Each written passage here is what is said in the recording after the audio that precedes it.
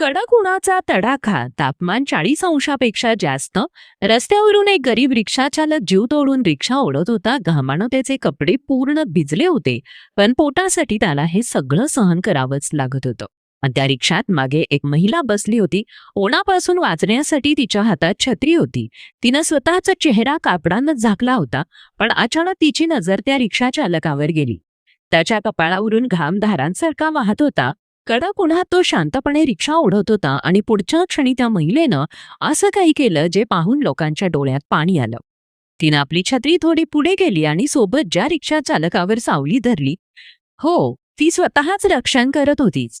तिनं त्या गरीब माणसाचाही विचार केला. तो कदाचित तिच्यासाठी एक अनोळखी माणूस होता, पण त्या क्षणी तिनं दाखवलेली माणुसकी खूप मोठी होती.